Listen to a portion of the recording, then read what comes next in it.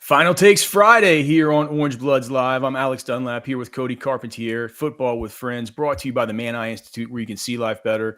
Give them a phone call today, 1-844-WOW-2020, 844-WOW-2020, or scan that QR code.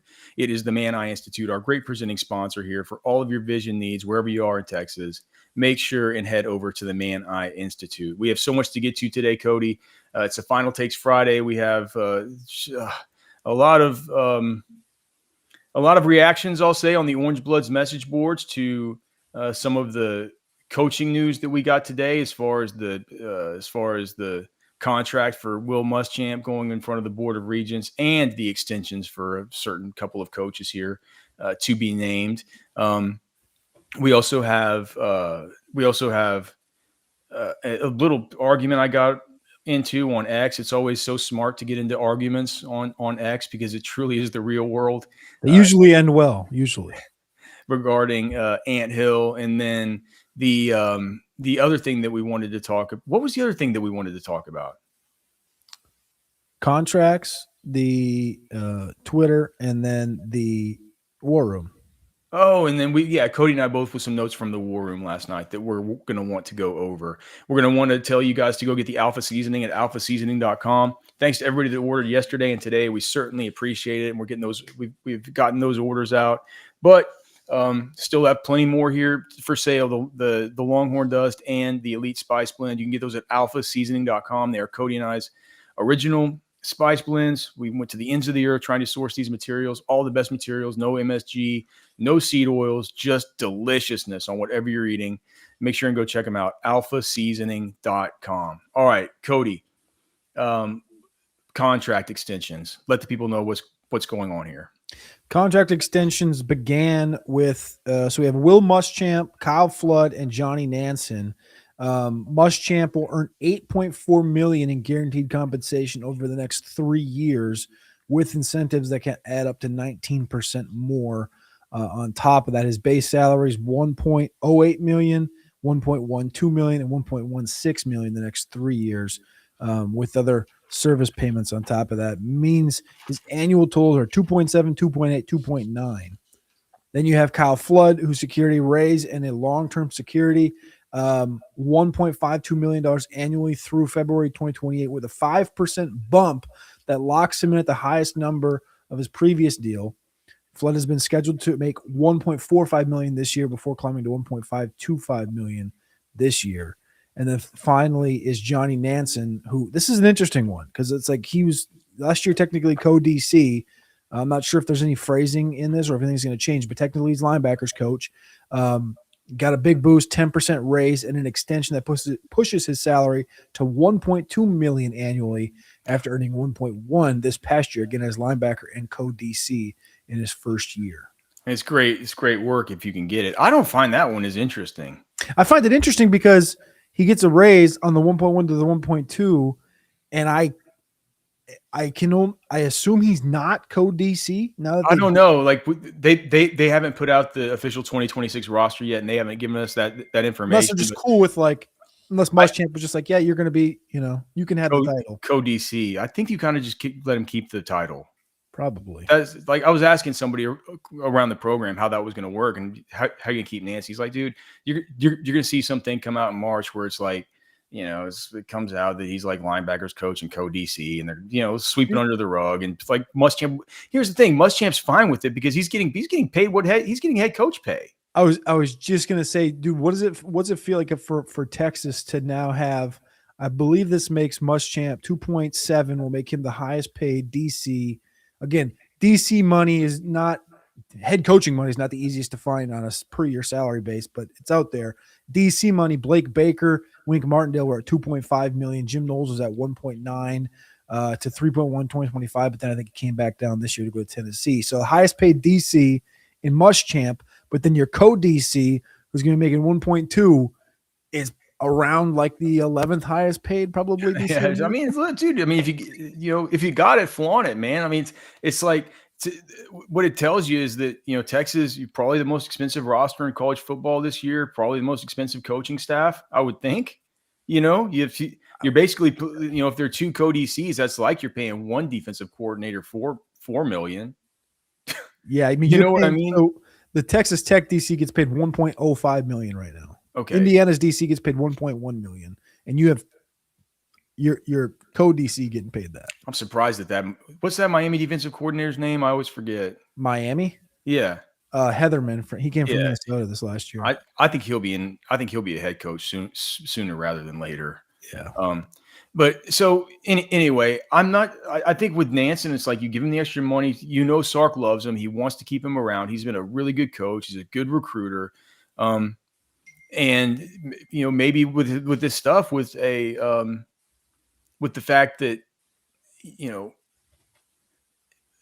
bring in Muschamp, it's got to feel a little weird. You know what I mean? But he was just the co-DC with Pete Kwiatkowski before. You're like, dude, it's going to be fine. Things are on the up and up. We're gonna give you a pay increase, and we're gonna extend you through not just this next season, but through the season after that. And we're gonna keep this thing going. I think where the consternation is with fans was they're like, why did they give Kyle Flood an extension and a raise? The offensive line was probably the one reason you can point to last year that Texas didn't make the college football playoff. yeah. And while they did a good job addressing it in the portal, as far as just shoring up at least a starting offensive line that looks like it's going to be a really good starting offensive line, even though we have major concerns about the depth. That's a whole other show. We'll have plenty more time to talk about that. We've talked about it. It didn't feel like through the process that Kyle Flood was the one that was just super involved with making sure, just being the lead horse and the lead dog and getting out there and making sure that it's like, he's out there getting his guys and he's taking it upon himself to make this his mission. It's like he's being rewarded for I think Kyle Flood's a great coach. What's he done? What's he done other than, I think as Kedge put it today, perform open heart surgery on the offensive line this year? Perform what? They've had to perform open heart surgery on the offensive line room this offseason. So Yeah. how does that equal a raise for the position coach at that spot? Well, I'm not saying what has he done, like saying like, well, what has he done? Like, it's like, well, what would you say you do here from Office Space? I'm not saying it like that, but what I'm saying is like, because I think he's a good coach. I think he's the Texas offensive line coach that I've learned most from watching all of his clinics. And I think he's a really good coach, man. I think he teaches really good technique. I think his schemes and his fundamentals are awesome. I think he's been a good developer of players that it was the Christian Jones development that radicalized me, but we've seen the development of also Trevor Gooseby. We've seen what he's done with, a super. I don't think anybody's been as positive for Kyle Flood as you, like through the whole process from day one to, day 4,000. I think he's a great coach. Yeah. But I can understand fans' consternation by saying, "Well, we gave him a big raise and we just extended him through 2027." Yeah. This is like this is not to correlate things, it's a different thing, but like Kwesi Adolfo-Mensah from the Vikings last year got an extension. The general manager got an extension in the spring, right?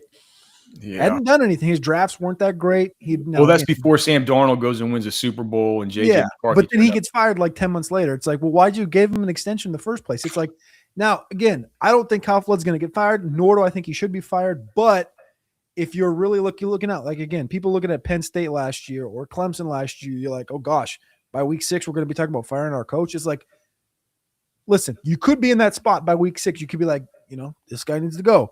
And then you're asking yourself, why'd you give him the extension in the first place? So there's that side of the coin. I think Kyle Flood's got enough furs on the wall, or what's the pelts on the wall? Yeah, skins on the wall. Skins on the wall. Pelts, skins, furs, same thing. I think he's got enough of that on the wall that like it merits the extension, but it's the timing, I think, is the most odd thing here. Yeah, well, he's extended. So if you're saying fire Kyle Flood, doesn't look like it's going to happen anytime in the super near future. Make sure to go to Texas Beef Traders. Tell them we sent you. You get 10% off there. That Ranch Direct Beef from Mason, Texas. It is. I don't know. It's hard for me to tell you how good this MTX beef is. You get a pound of ground beef for $4.50, and it tastes like a steakhouse burger. Just unbelievable. Go say hi to Darren. Go say hi to Thomas. Go in there tonight. Go and cook you a steak. Point out a tomahawk steak and just say like, hey man, go cook that thing up on the grill. They got the grill outside. They got the tunes pumping. They got beers up there. They got wine. They got side dishes. Or just go grab some to take home for the weekend. It's a great thing to do for Valentine's. Texas Beef Traders, get 10% off whenever you tell them Orange Blood sent you. Okay, so the Ant Hill thing. So our friend Marcus Mosier, what does even Marcus do now? Does a lot of radio, does like dynasty shows, covers the Cowboys to a certain extent. He covers the Cowboys. He's my friend and professional acquaintance, and so this isn't me talking badly about him. I just don't know exactly where. I think he used to work for PFF. He covers the Cowboys for Locked On Cowboys, and he does a dynasty show with Locked On Dynasty. Okay. And he was tweeting out yesterday about how stiff Ant Hill was and stuff. And I saw all these comments underneath him saying like, he's a day 3 pick for me. And Marcus wrote back. Day 3. And Marcus wrote back and he said, one guy said, I have a late 3rd on him. And Marcus wrote back and says, well, I have him day 3. So you and I feel about the same way. I just wrote back, I go top 50 lock. And he's like, hopefully not for my team. So, what? I can't believe that is sort of out there in the parlance right now. That's out there. That's kind of part of the conversation. I didn't think that we would enter into any kind of conversation where anything would have. I just feel like it's so much more likely that Ant Hill goes in round 1 than he goes in day 3. Is it? But I mean, I do respect Marcus. I'm not sure that. I think he's more of a team-centric guy nowadays and maybe a little bit less of an evaluator. Well, he's not an evaluator. He covers the Cowboys. He does dynasty stuff. But the one thing around like draft season specifically is he's heavily into the Cowboy stuff. So anybody the Cowboys are interested in, he usually does like deeper dive. Like, like a year ago, it's like he's in all over the guards and stuff like this. And it's like, I like this guy. I like this guy. He's like that type of a evaluator, if you will. But he's not going through like the whole class, every single player, every single position type of a situation. But obviously, I mean, Dallas needs edge. Dallas needs end. They can use D tackle. They can use linebacker. They can use DB. They can use everything on defense. So I'm sure he's getting eyes on Ant Hill. The interesting thing is the fact that like, I don't know.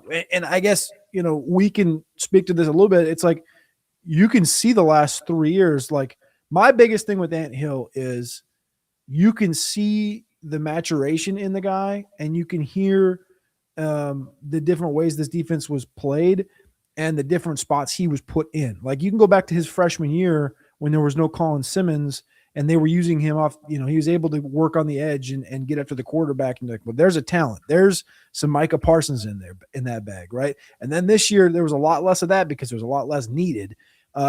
And he was more in space and sometimes in no man's land. Sure. But that happens in certain defenses and things. And I don't know. I think he was playing a little bit banged up. I think there's a lot of interesting discourse in that thread. I pulled it up now reading it, and it's not a lot of positivity in that thread is a kind way to put it. And I don't think that's merited at all. It's totally out of the blue. Did you report? You reported on his testing, like you had like a source that like had, like was it like sub 4.8 or sub 4.7? I can't remember what something around there, right? For what? As far as his testing was his testing is expected to be solid, right? Yeah, but I mean they're trying to get him down to 4.5 at 237, like, dude, that's 38 pounds. That's gonna be. I mean, what are we talking about here? Like you and I, who are, spending the whole day watching tape on a number of prospects and players, and our conversations are like, why are people putting CJ Allen ahead of him? CJ Allen's a linebacker from Georgia who has always been respected in this class. And it's always kind of been CJ Allen and Ant Hill. But the thing between those two guys is that Ant Hill's resume or portfolio has always been deeper. His bag's always been deeper as far as what he could do on the football field than CJ Allen.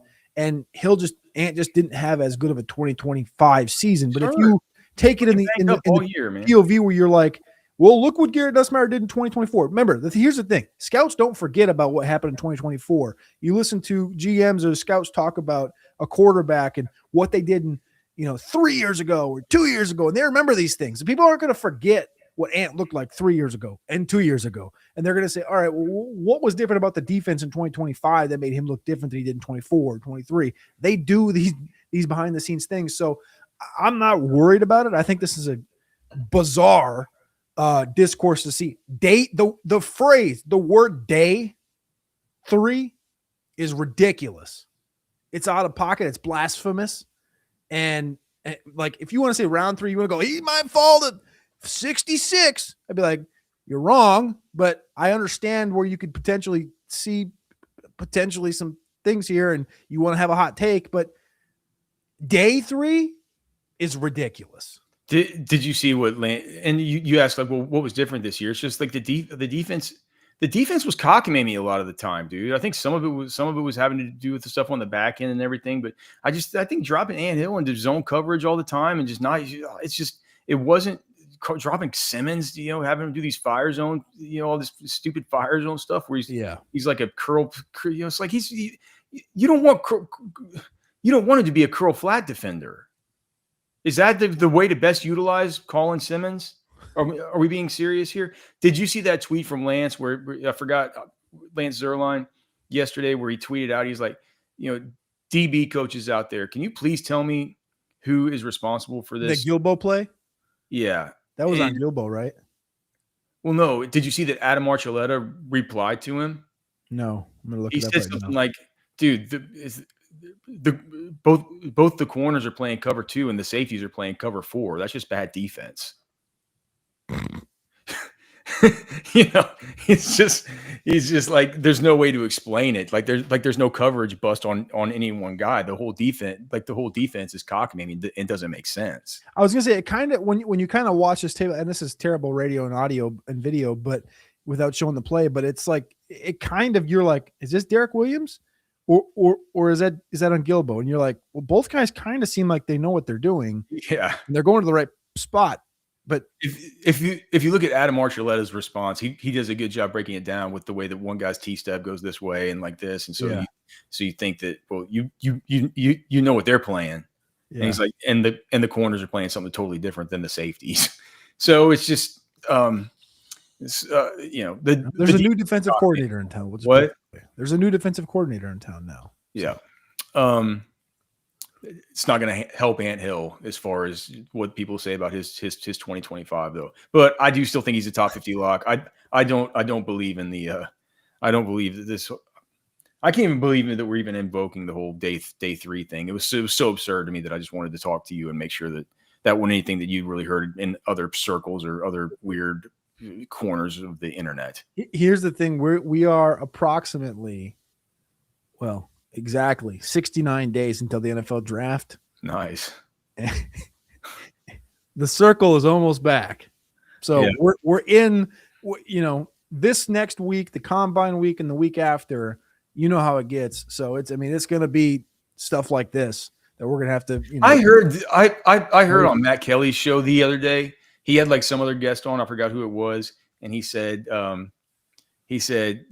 Cody Carpentier's famous saying that he came up with about how the draft's a flat circle.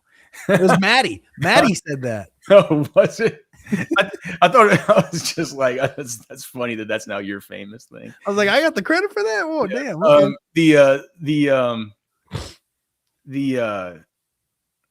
The other thing. First, we need to thank Poncho Outdoors. Thanks to them for being great sponsors. Cody, you had a shirt come in. You have a couple shirts that have come in that I'm going to take you for the combine. But that one you got, man, really, very, really, very nice. Is that the corduroy one? Yeah, I think it's corduroy. It's like called the infield. I have so dedicated my life to Poncho Outdoors, Alex, that this last weekend, I completely put the phone away. I put the computer down.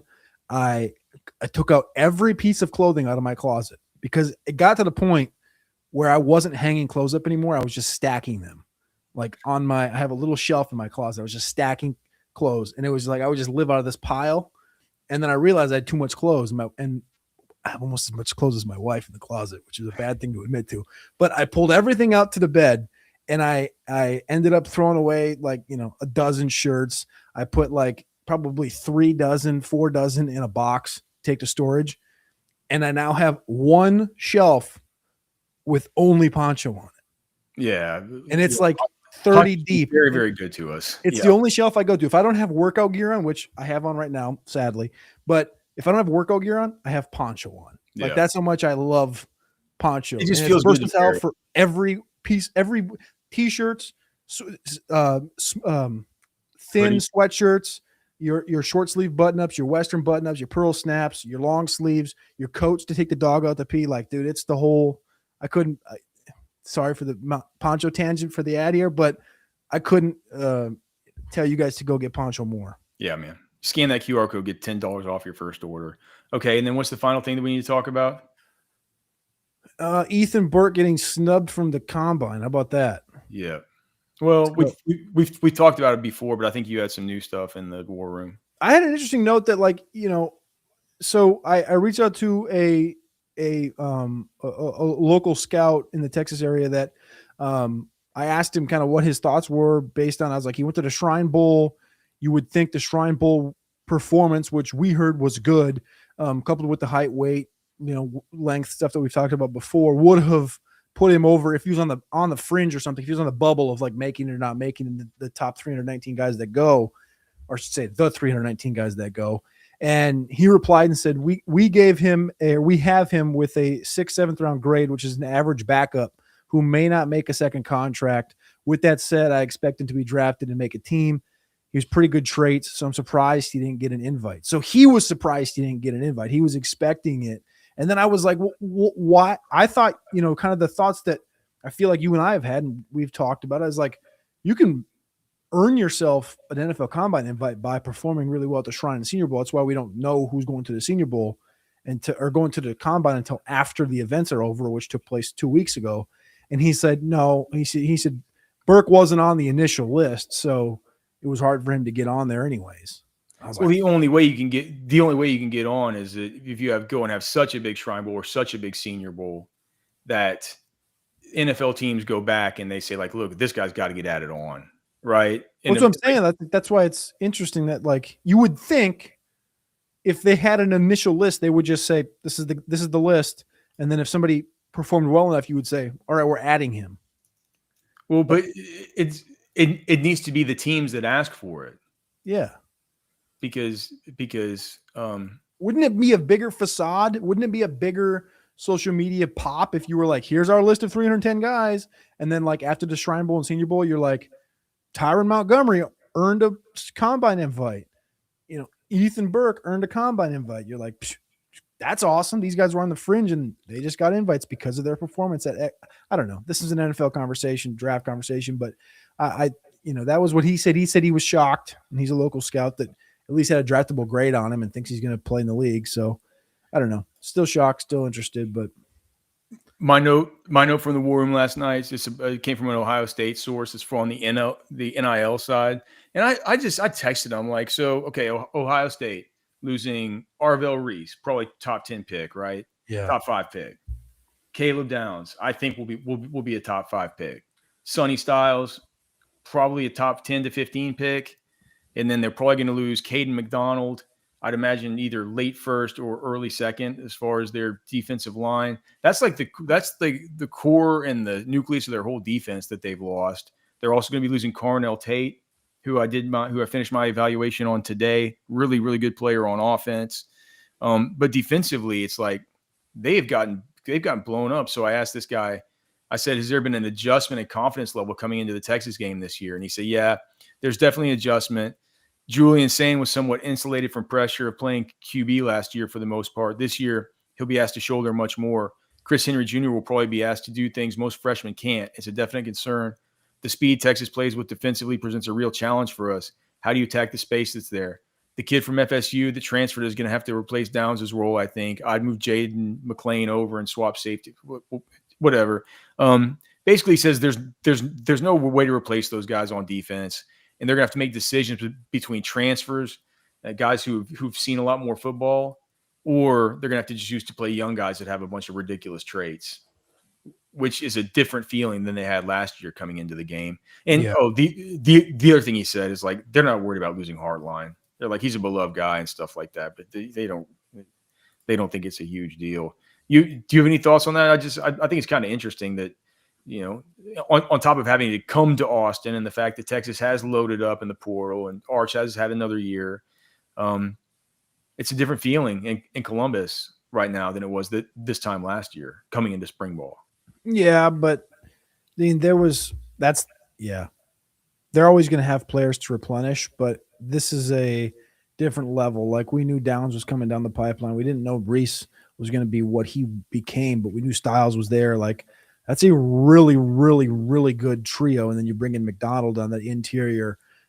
It's going to be a situation where they might be like, hey, we kind of wish Harold Canoe was here. But nonetheless, you're literally going to potentially – I mean, in some of the latest mocks I've seen, all three of those dudes you listed off, Downs, Reese, and Styles all going top 8, top 9 in the NFL draft. They can't lie. That's going to be one hellacious thing to replace. And when you look at the Texas defense, yeah, they're going to have to replace Anthony Hill, but they still got their top 5 pick on defense and Colin Simmons returning in 2026.